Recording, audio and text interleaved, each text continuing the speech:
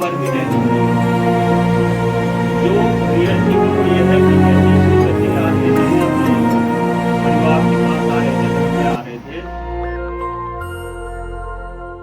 Sir क्या कहना चाहेंगे, पीड़ित परिवार से आज मिले हैं? पीड़ित परिवार से मिले हैं सर आज। नहीं, अब ये गांव नहीं रहा है। गांव लोगों से बनता है, गांव भाईचारे से बनता है, गांव एक दूसरे के सम्मान से बनता है। और जो यहाँ हुआ है, मेरे हाथ में जो कागज है वो इस बात की गवाही दे रहे हैं कि जिनके साथ अन्याय हुआ, जिन्होंने अपना बेटा खो दिया, उनको न्याय दिलाने के बजाय पूरी सरकार और पूरा प्रशासन, पुलिस अपराधियों का समर्थन कर रही है। और जिस तरह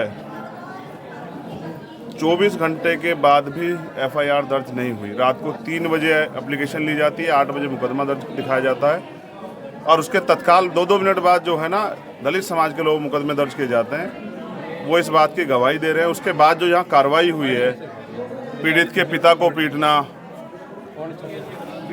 यहाँ गांव की महिलाओं को पीटना, बच्चों को पीटना, पुलिस के साथ अब जिन्होंने अपराध किया उनके समाज के लोग आके और ये दुर्घटना, इस तरह की घटना को अंजाम देना, पुलिस द्वारा फायरिंग करना, ये इस बात का स्पष्ट संदेश है कि वो इस समाज को, दलित समाज को डराने धमकाने और जो ये पलायन जैसा माहौल बनाए, ये उसकी पूरी जो है पटकथा, ये पुलिस, सरकार और प्रशासन के और अपराधियों के सहयोग से रची गई। तो सर आपका क्या एक्शन रहेगा उसमें? देखो, अभी मैं गांव के लोगों से मिलूंगा जिनके घर में नुकसान पहुंचाया गया है। पुलिस अगर कोई कार्रवाई करे तो भी समझ आता, लेकिन पुलिस के साथ अगर गांव के लोग, अपराधी के आसपास के उसके रिश्तेदार के लोग और आम जनता के साथ मारपीट करे पुलिस के संरक्षण में, तो ये और भी खतरनाक है। मुझे दुख है कि यहाँ अच्छे अधिकारियों के होते भी पलायन जैसी स्थिति बनी, और आज भी गांव के लोग यहाँ से बाहर है, गांव में ताले लगे हुए हैं। मैं अभी उन परिवारों से मिलूंगा जिनका आर्थिक नुकसान हुआ है, जिन महिलाओं को पीटा गया उनसे मिलूंगा, जिनको छर्रे लगे हैं, पुलिस ने गोली चलाई, मैं उनसे मिलूंगा। फिर मैं गांव के लोगों से बात करूं, गांव के लोग वहाँ इकट्ठे हैं, फिर मैं यहाँ के अधिकारियों से मिलूंगा।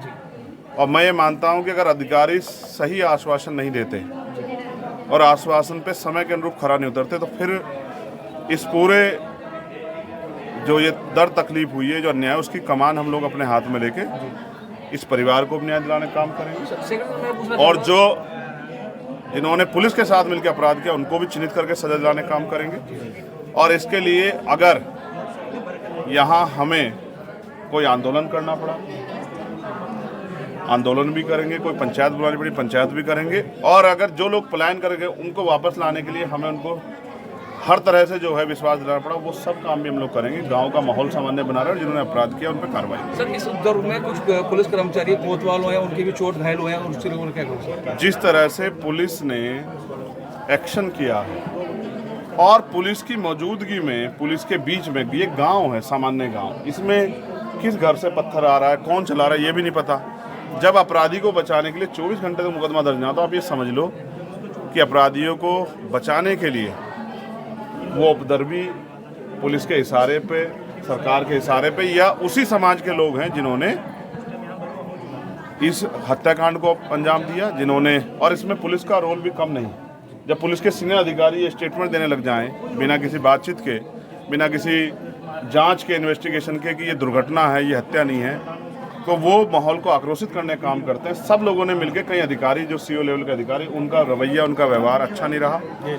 और जिस तरह से स्पेशली एक समाज को टारगेट करके और इतने मुकदमे लादे गए हैं कि वो समाज, जो पढ़े लिखे नौजवान जो यहाँ थे भी नहीं, जो कई काम करे थे, उन पर भी जो मुकदमे लादे हैं, वो इस बात का प्रमाण है कि ये सोची समझी साजिश है। और इसमें ताकतवर लोग, राजनीतिक सत्ता जिनके पास है वो लोग, और प्रशासन के वो लोग जिन्होंने घूस खाई है, पुलिस के वो लोग, वो शामिल हैं। अच्छा, इसकी जब तक निष्पक्ष जांच नहीं होगी तब तक कोई पता नहीं लगेगा कि कौन कौन लोग शामिल है। मैं तो ये भी कह रहा हूँ, अगर किसी हमारे व्यक्ति ने अपराध किया हो उसको सजा मिलनी चाहिए, लेकिन जो जानबूझ के हमारे लोगों को टारगेट किया है, ऐसे लोगों को भी हम लोग खुलेआम नहीं घूमने देंगे। उनके खिलाफ कार्रवाई के लिए हम लोग लड़ेंगे। सर बताया जा रहा कुछ भीम आर्मी संगठन के जो दूसरा संगठन यहाँ पर मौजूद था, उनके द्वारा पुलिस पर पथराव किया गया, इस तरह की वहाँ पे माहौल खराब करने में। नहीं, ये आप और मैं सब जानते हैं, कोई पथराव नहीं हुआ है, और ये पीड़ित लोग किसी पथराव के उद्देश्य से वहाँ नहीं गए। ये सब पूरा खेल है,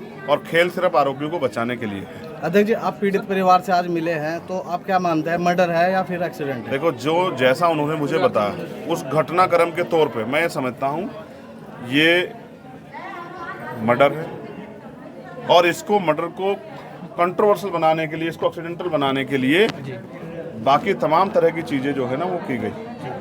दूसरी बात, बहुत लोगों का आर्थिक नुकसान हुआ। जब तक मैं उनको देख ना लूँ, जिन महिलाओं को चोट लगी उनसे मिल ना लूँ, तो मुझे भी शांति नहीं मिलेगी और मैं आप लोगों से कुछ कह भी नहीं पाऊंगा। मगर इस परिवार के व्यक्तिगत रूप में मैंने कहा कि आज तो पुलिस की मौजूदगी में हत्या हो जाती है, कोर्ट रूम में हत्या हो जाती है, पोस्टमार्टम रिपोर्ट भी बदली जाती है, अभी मैंने पढ़ी नहीं है, बदली भी जाती है, सब कुछ होते हैं। जब इतना संरक्षण हो जाए कि एक समाज पे चार चार मुकदमों के रूप में सैकड़ों लोगों को मुकदमों में जोड़ दिया जाए, तो स्पष्ट है कि पूरा दमन एक सुचारू है।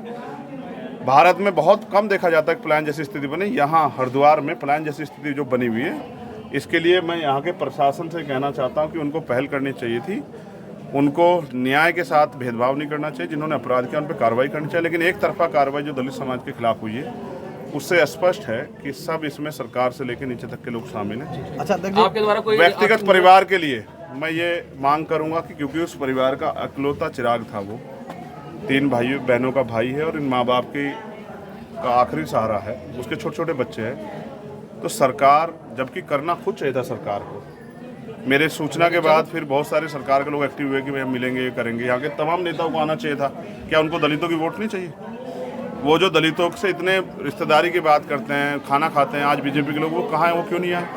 तो इसका मतलब सब लोग अपने राजनीतिक नफा नुकसान को देख रहे हैं। तो मैं इस परिवार के लिए सरकार से आर्थिक मुआवजे की मांग करता हूँ और इस मुकदमे की जो है इसमें 302 की धारा बढ़े और इसकी फेयर इन्वेस्टिगेशन हो। इसके लिए हम लोग अभी अधिकारियों से बात करेंगे। अगर उचित आश्वासन नहीं मिला और जो आश्वासन समय अनुसार उस पर कार्रवाई नहीं हुई, तो फिर हमें इस समाज की रक्षा के लिए, इनके संरक्षण के लिए, पलायन जैसे माहौल को बदलने के लिए फिर हम यहाँ पूरी ताकत से चाहे आंदोलन करना पड़े या जो भी हमसे जोड़ लगेगा हम लोग करेंगे। हम इस परिवार के साथ खड़े हैं और हम इस पूरे गांव के साथ खड़े हैं। जिन बहनों के साथ अन्याय हुआ हम उनकी लड़ाई भी लड़ेंगे, जिन्होंने मारपीट की उन पर कार्रवाई करवाने के लिए हम लोग लगे हैं। इस घटना में जो पुलिसकर्मी है जिनकी लापरवाही सामने है, जिनके वजह से यह घटना इतने बड़े रूप लिया है, उनके लिए भी कुछ मांग की जाएगी? हाँ, ऐसे नालायक अधिकारियों पे मुकदमा दर्ज करके उन पर कार्रवाई होनी चाहिए, जो थोड़े से लाभ के चक्कर में न्याय को तो प्रभावित करते हैं लेकिन एक समुदाय को दबाने का काम कर रहे हैं। ऐसे सभी अधिकारी चिन्हित करने के लिए हम बहुत सारे वीडियो एविडेंस हमने इकट्ठा किए हैं। हम लोग उन सब पे काम करेंगे। अगर पुलिस हमारी सुनेगी हम कोर्ट जाएंगे